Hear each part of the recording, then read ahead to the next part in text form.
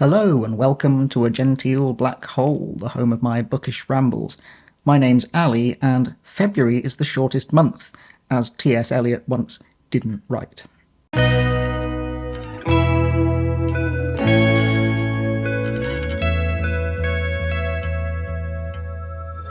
So, it's time for my February wrap-up. I have 6 books to talk about this month, plus some films and some music, but before I get on with that, just a few personal notes. Firstly, I really want to thank everyone who has taken part in my banned books tag. That's banned, B-A-N-D. I created that tag to celebrate my 40th birthday in a kind of self-indulgent way, and it's been really fantastic seeing all of the response videos coming in. I've collected them all in a playlist, so I'll include a link to that in the description if you're interested. But yeah, it's been great. I've discovered some channels that were new to me, which is wonderful.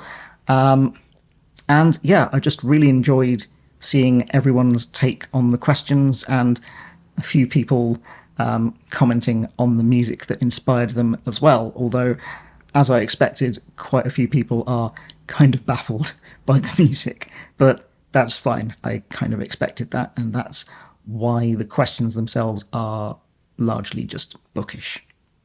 Aside from birthday celebrations, February's been a pretty good month for me, I think. Pretty positive all round. I have been getting further along in my therapy journey, and I'm starting to really feel the benefits of that. I've been doing a course of CBT, and that's involved kind of energy management stuff. I've been keeping an energy diary, which helps me to better kind of prioritize and balance my daily routine. And yeah, at first I was kind of skeptical about it all, and maybe a little bit kind of disappointed, I suppose, that it wasn't really delving into any deep psychological issues. It wasn't picking apart my psyche or anything. But as I've gone on and kind of worked on those techniques and seen the benefits, I'm actually probably quite glad that I'm not like delving deep into psychological trauma. I'm just kind of sorting my routine out and learning to make healthier choices.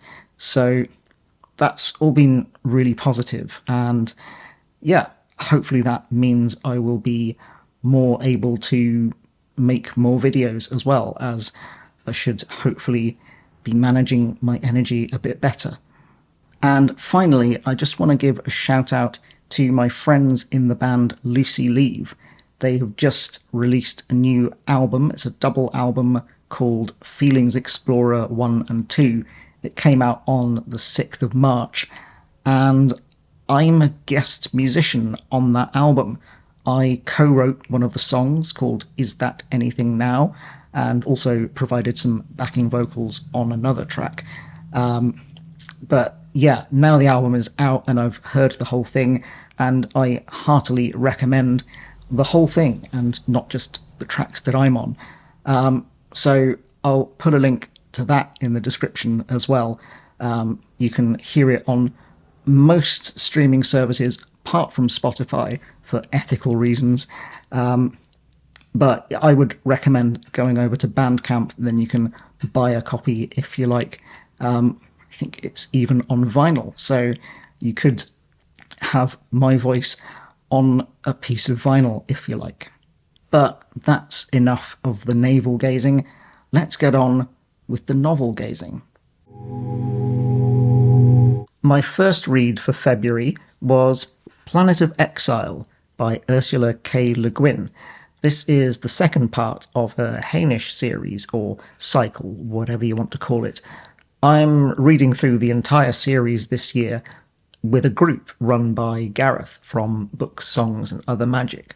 So in January we read Ricannon's World, and this month it was the turn of Planet of Exile. This is the second book, as I said, and it was actually published the same year as the first book, 1966, so 60 years ago this year. And already I can see quite a big improvement over that first book. The gist of the story is it's set on a planet called Werrell, which I assume is supposed to be a sort of pidgin English of world. And this is a planet with a decades-long season cycle, and it's just coming up to winter, which lasts about 15 Earth years. There are several different groups on the planet. So there are the indigenous tribes people, and there's also a group of exiled humans, hence the title Planet of Exile. The exiled humans kind of keep largely to themselves, partly because of the rules laid down by the League of All Worlds, who have exiled them here, and also just kind of their own inbuilt prejudices. However, as winter approaches, so does a group of vicious nomads called the Garl, and it starts to look like the only way that the humans and the other indigenous tribes will survive the winter is by banding together. However, things are somewhat complicated by the sort of star-crossed relationship between Jacob, the leader of the humans, and Rollery, who is the daughter of the chief of the indigenous tribe. So already I think this is a more streamlined book than Racannon's World.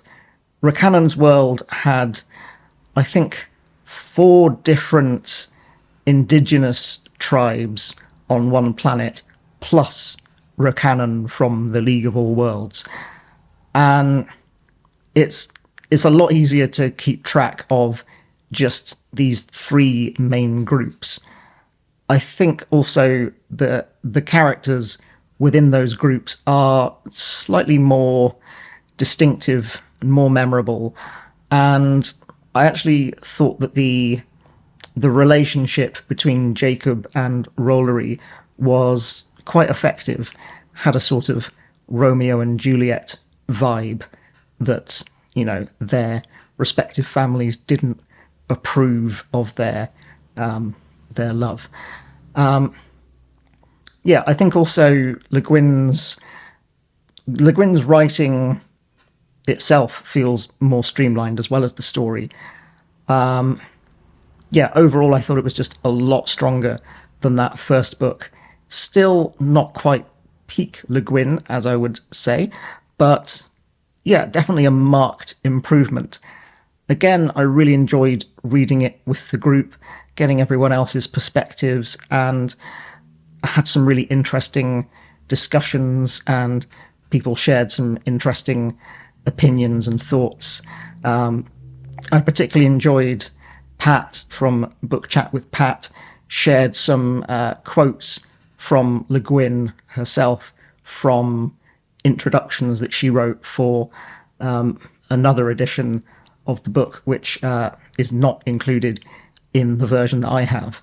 And I think she also shared a thing about Le Guin's description of Racannon's World, the first book, where Le Guin said that that book was a blend of sci-fi and fantasy, and she used an analogy of colours, that if sci-fi is blue and fantasy is red, then Racannon's World is purple. Well, I would argue that Racannon's World is more like red and blue stripes. It doesn't really blend the two genres that successfully, and those red and blue stripes kind of hurt my eyes a bit, to stretch the metaphor. So I think that Planet of Exile is actually a more successful blend of those colours. I think Planet of Exile is properly purple. So yeah, I definitely enjoyed Planet of Exile, and I'm looking forward to reading City of Illusions, the third book, this month. And that is also included in this edition, which collects those first three novels.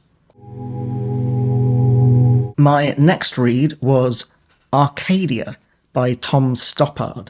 This is a play originally performed in 1993. I haven't seen a production of the play, but I had a great time reading it. I also reread Tom Stoppard's classic play Rosencrantz and Guildenstern are Dead, I think in December, if I remember rightly, and I really loved that, so I was looking for another Tom Stoppard play to try, and this one has been recommended by several people, so yeah, I'm happy to say they were right. So this Arcadia is a play set in one room of a stately home called Sidley Park, but the scenes alternate between the early 1800s and the present day. In the early 1800s, we have a tutor called Septimus Hodge, who has been hired to tutor the young lady of the house, Thomasina Coverley. And Thomasina is, at the start of the play, 13, I think, and she is something of a precocious youth, a precocious talent. She is incredibly perceptive and is able to intuit scientific theories which haven't been formalized during her time. There's also several other plots going on there, including Septimus having an affair with the wife of a poet, and the poet challenging him to a duel, and also Thomasina's mother working with a landscape gardener to redesign the grounds of Sidley Park and update it from the classical Arcadian style to a modern Gothic style, including a hermitage, which she's rather annoyed doesn't come supplied with a hermit. Anyway, the modern day scenes involve some rival academics who are researching the history of Sidley Park. There is Hannah Jarvis, who is writing a book on the Sidley Park hermit, and there's also Bernard Nightingale, who has a pet theory about Lord Byron, who, by the way, was a friend of Septimus Hodge. But he believes that Lord Byron may have fled the country because he murdered Ezra Chater, the poet that I mentioned, in a duel. And throughout the play, throughout the alternating scenes in alternating timelines, we get to see how Bernard and Hannah have a kind of skewed and inaccurate view of the past. Some of the events that we get to see play out on stage, we also get to see how the evidence for them is lost or destroyed. And so Bernard and Hannah are no longer privy to that information, and the conclusions that they leap to aren't always accurate. It's also an extremely existentialist play. It's not just about how history kind of disappears from under us. It's also about kind of the end of all things. One of the theories that Thomasina intuits is the heat death of the universe, and it's kind of asking, how do you go on knowing that not only you as a person will one day die, but the universe itself will one day be gone. But the final scene, which is, I really wish I could see performed, because in the final scene, you get to see both timelines occupying the same space. They can't see each other. It's not like a time travel ghost story type thing, but you see both the historical and the modern people occupying that same room, and the events that happen in that scene, those two timelines kind of comment on each other. And the final image of two couples from different historical periods both waltzing together is a really beautiful final image, and one that I think suggests an answer to that question of how do you go on. You know, the answer is, as long as we're here, we might as well dance. I do feel, however, that I should give a slight content warning for this play, that it does feature a relationship between an adult man and a teenage girl, and you know, it doesn't go very far, but yeah, it's probably worth mentioning. If that is something that will put you off, then you should probably know that going in. It didn't spoil the play for me. Obviously, it's a fly in the ointment, but it didn't feel kind of too off-putting for me. But yeah, it's something that you might want to know if you're considering reading it. My first bedtime ebook of the month was a reread of Cards on the Table by Agatha Christie. This is a Poirot mystery, the 13th, I believe, from 1936.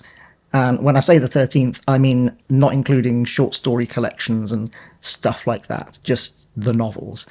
I've been working through that list of novels at a leisurely pace, rereading the ones that I've already read and filling in the gaps along the way.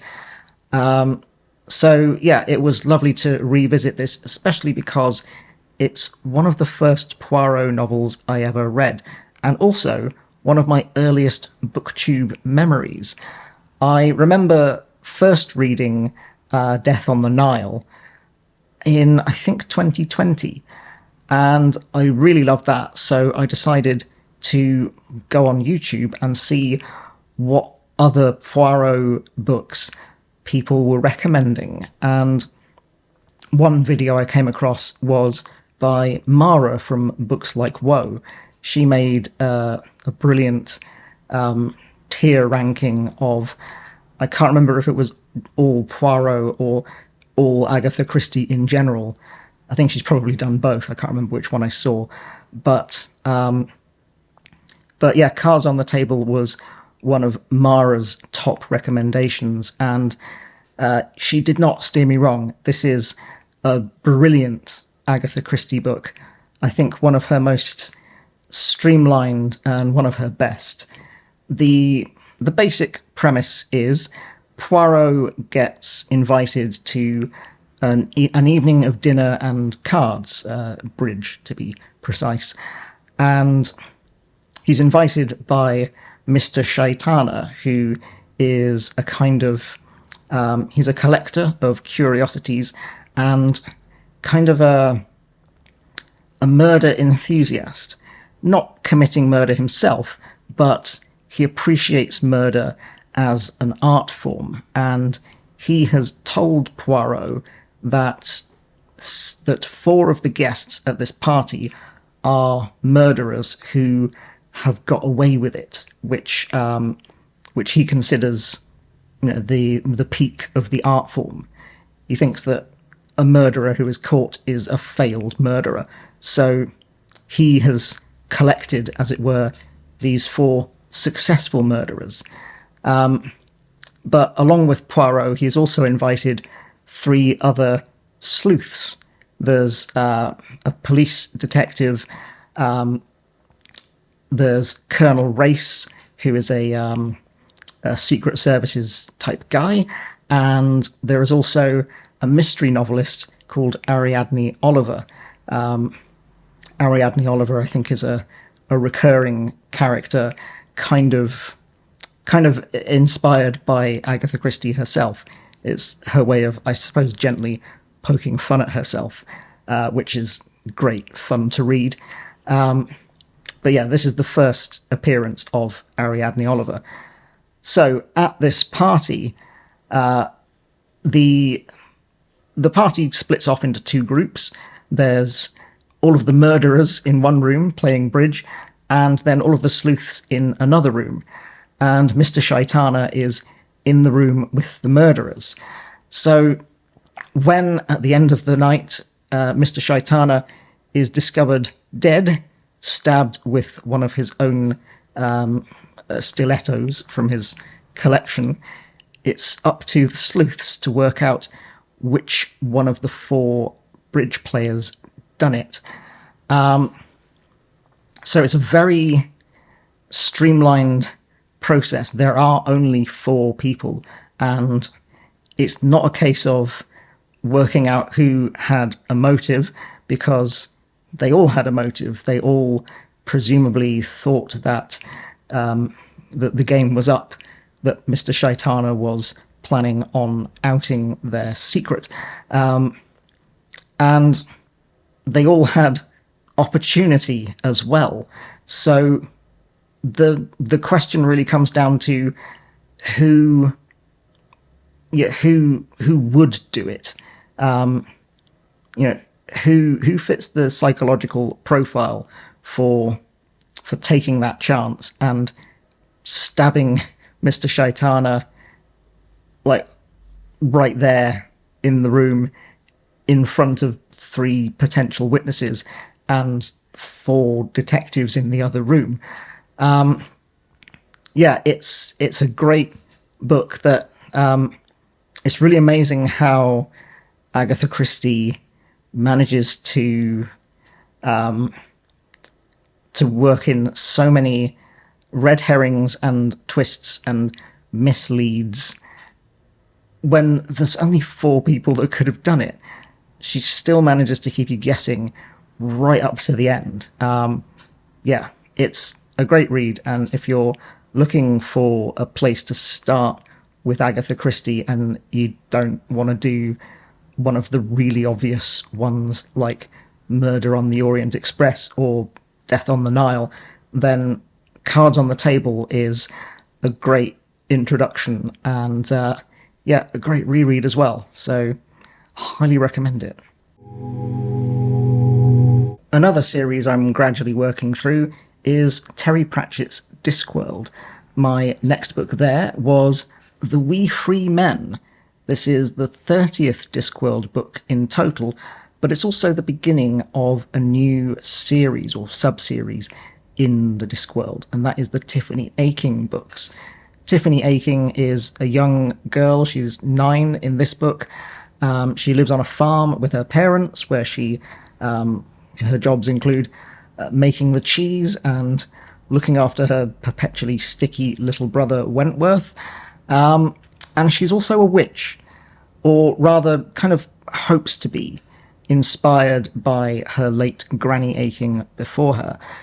Now, near the start of this book, there is a kind of incursion into her local area by kind of scary, nightmarish creatures, and using her little brother as bait and armed with a large iron frying pan, she deftly sees off this scary creature. However, there are other bigger, scarier things coming as well, and she can't handle those alone. Luckily, she has some help. There is a witch called Miss Tick. Yes, great pun there. And also that witch's familiar, a frog who has memories of possibly being a human, maybe even a lawyer. And there is also a tribe of little Pixies, that's Pict, Pixies, the Nakmukfeagle, who are kind of, imagine a cross between the Smurfs and Braveheart. They're kind of, they're Scottish coded blue gnomes who like nothing better than fighting, drinking, and stealing things, which I'm allowed to find that funny because I have Scottish heritage. But if you find that funny, then shame on you. Anyway, this book is an absolute delight. Tiffany Aching is one of my favourite Terry Pratchett creations, and I love the Feagles as well, especially the one with the amazing name of No as big as medium-sized jock, but bigger than wee jock, a name which Tiffany struggles to remember, but he won't allow her to call her any shortened version thereof. There's a certain Alice in Wonderland vibe to this book. Tiffany enters a kind of a dreamlike nonsense world, and much like Alice, she finds it very irritating. So it's a very funny book. It's also a very touching book. The scenes where Tiffany reminisces about her grandmother, who was a shepherd and also a witch, I think they're just utterly beautiful. I first read this not that long after I lost my mum, so it really, that theme of grief really hit deep when I first read it. And this time round, it didn't have me weeping quite as much, but it still hit deep, and I think it's a really beautiful book. And also, because it's not too rooted in Discworld lore, it could be a good introduction, especially for younger readers, but even for adults, I think it's just a great book. So, yeah, if you like witches and also quite a lot of Scottish jokes, then I would definitely recommend The Wee Free Men. This book also contains one of my all-time favourite Terry Pratchett quotes. That was how it worked. No magic at all. But that time it had been magic. And it didn't stop being magic just because you found out how it was done. My next February read was a bedtime ebook, and it was a reread for me, but one that I hadn't read since I was a teenager, so my memory of it was extremely vague. That was Do Androids Dream of Electric Sheep by Philip K. Dick. This is a sci-fi classic from 1968, and it's probably best remembered as the inspiration for the film Blade Runner. I was a big fan of Blade Runner as a teenager. I watched it many times. I've seen it on the big screen as well. It looks amazing on the big screen, I have to say. And yeah, as I say, I read this once in my early teens, maybe 13, that sort of age. And I remember being quite surprised by how different it was from the film. And even knowing that going in this time, I was kind of surprised all over again because I'd forgotten just how different it is. But I'm getting ahead of myself. What's it about?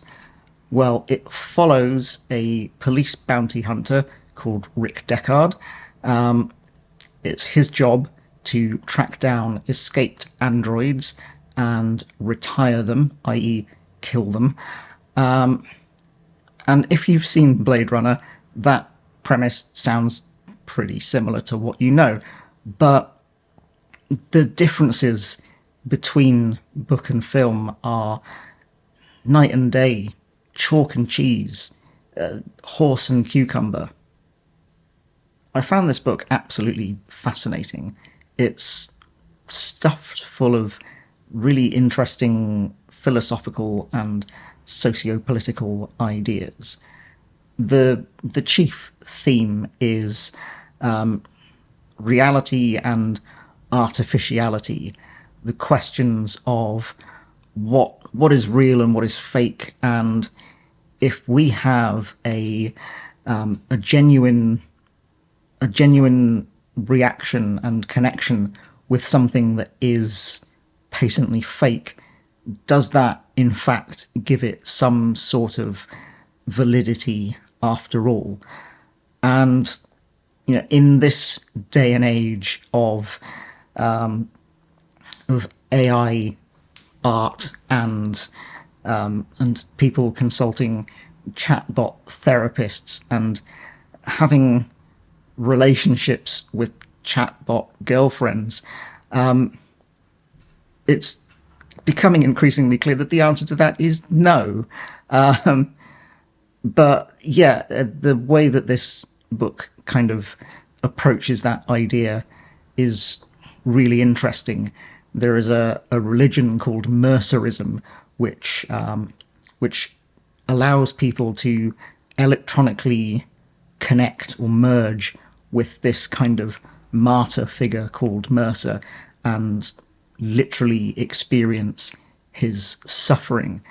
And as the book goes on, the nature of Mercer and the truth of him is called into question.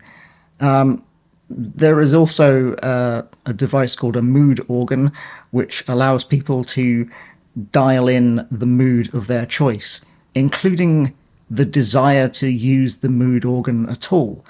There's just some really interesting, just bizarre ideas that, as I say, in this day and age of tailor-made AI slop, is even more relevant than ever, I think. Another interesting theme in the book is disability.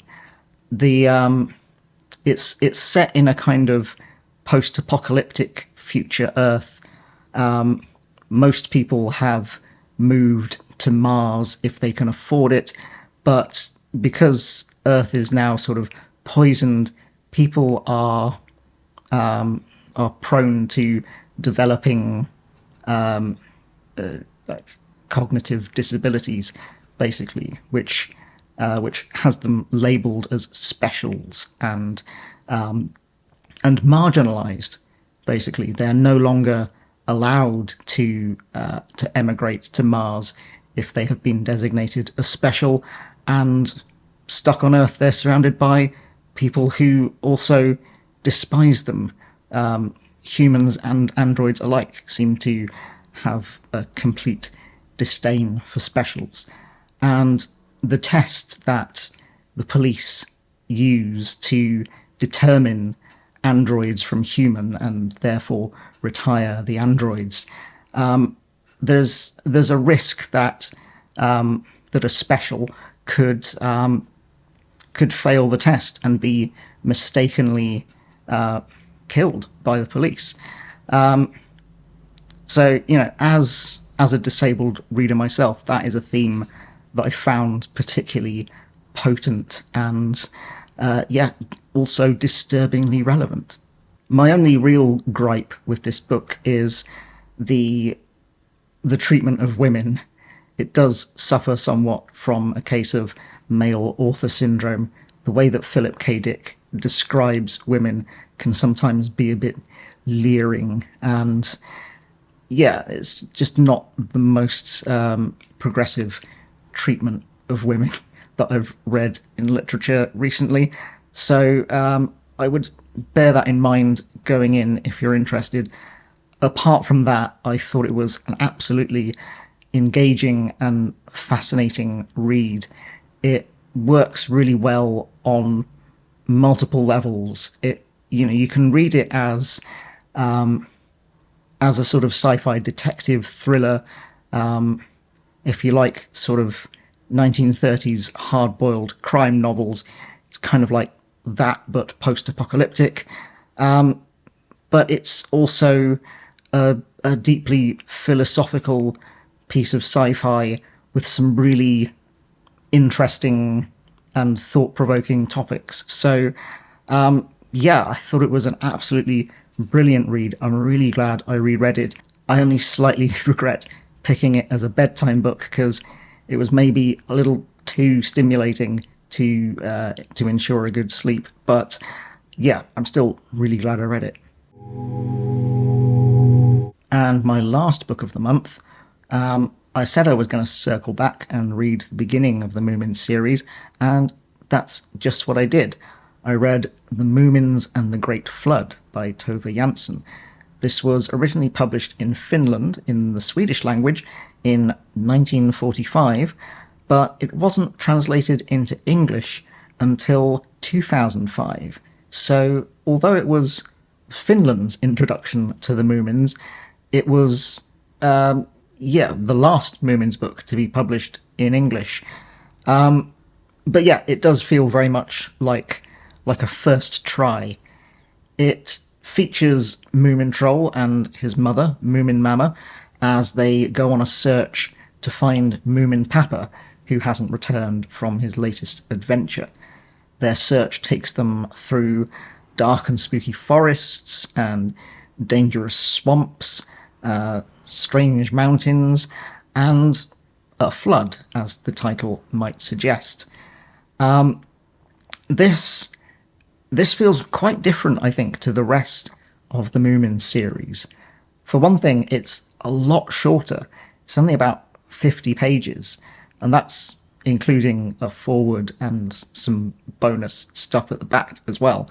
You could read this in, I don't know, probably an hour if you were awake and not reading it at bedtime like I was. But it's very short, and I felt it was kind of a little bit incoherent. It almost felt like a child kind of breathlessly telling you a story, like, and then this happened, and then this happened, and then this happened. There are no chapters, there's just one long string of one thing after another. And maybe as a child, that might not bother you as a reader, but I didn't enjoy it as much as basically any of the other Moomins books I've read. It's still worth looking at if you're already into the Moomins, especially because, as I said, there's a nice foreword in there from Frank Cottrell Boyce, who is the current British Children's Laureate.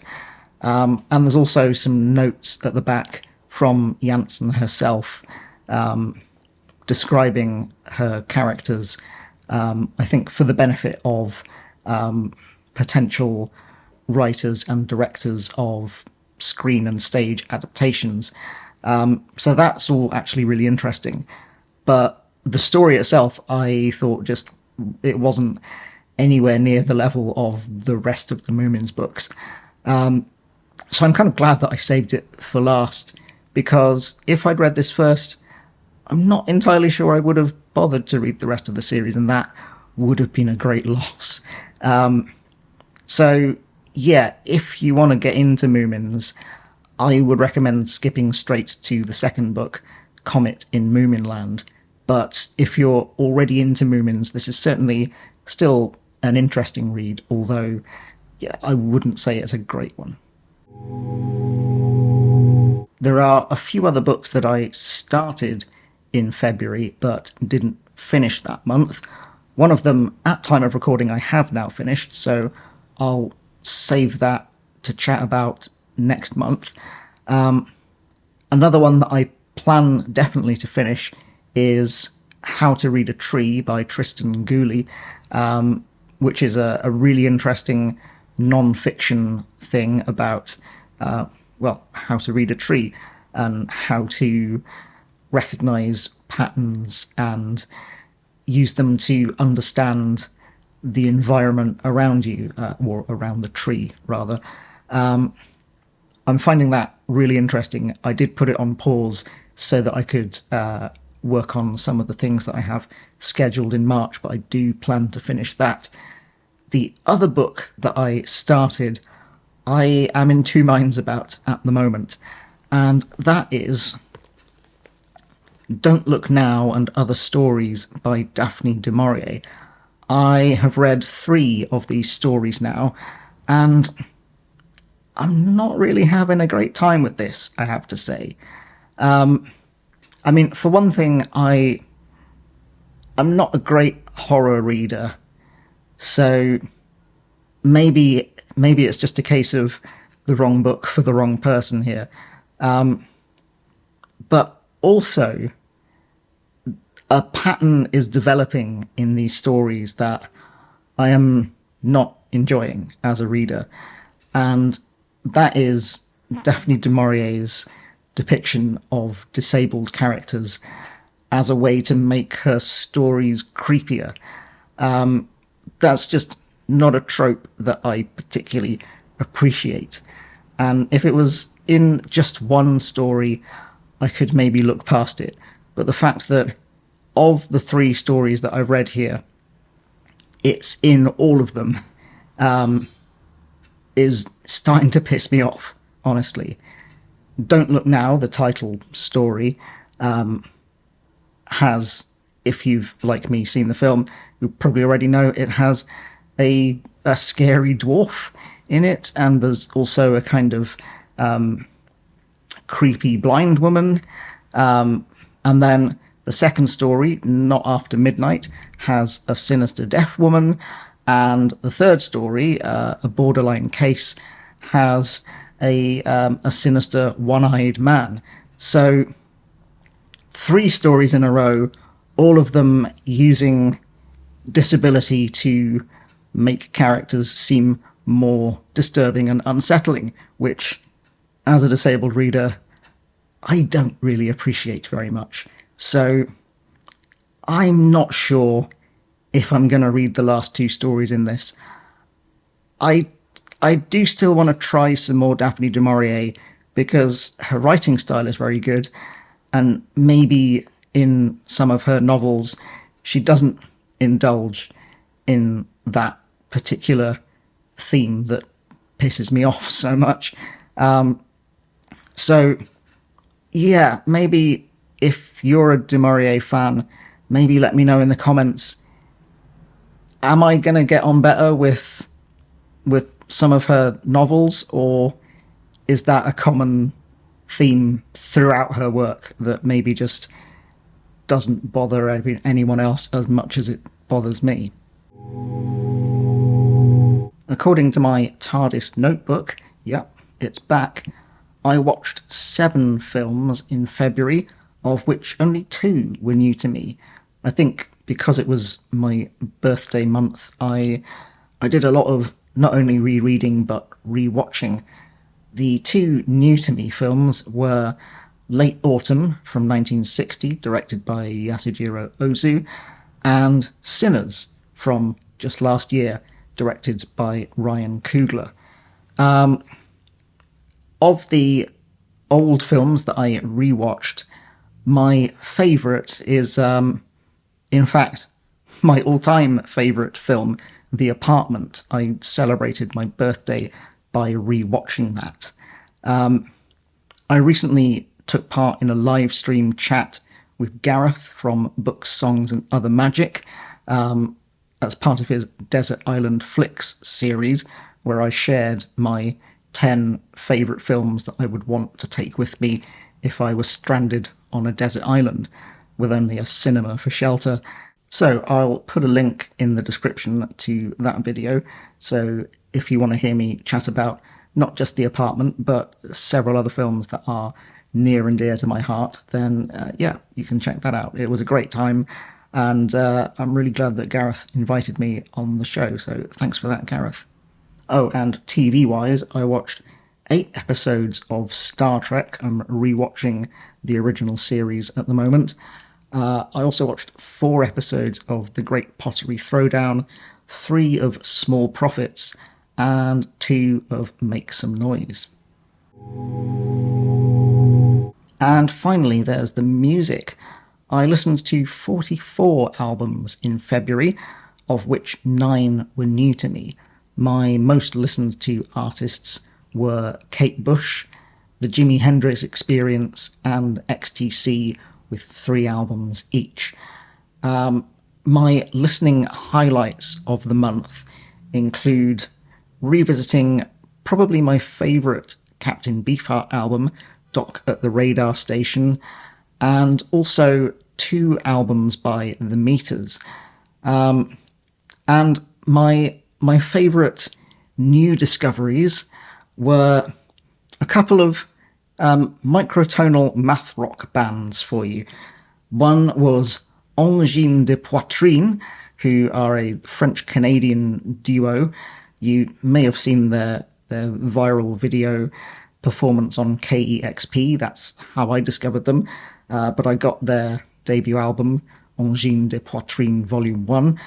And yeah, it's brilliant, absolutely bonkers, as I say, microtonal math rock. And if those words convey any meaning to you, then yeah, if you like the sound of that, I would definitely recommend Angine de Poitrine. They look absolutely bonkers. They sound similarly bonkers. And yeah, it's right up my street. I also really enjoyed an album by Horse Lords, who look slightly more normal but sound just about as bonkers. So that was my February wrap-up. Maybe let me know in the comments if you've read any of the books that I talked about, or seen any of the films, or if you're a fan of any of the weird and wonky and wonderful music that I'm a fan of. Or, yeah, whatever else is on your mind, I'm always happy to hear from you. Anyway, that's about it from me today. I hope you're having a lovely day, and I will see you when I see you.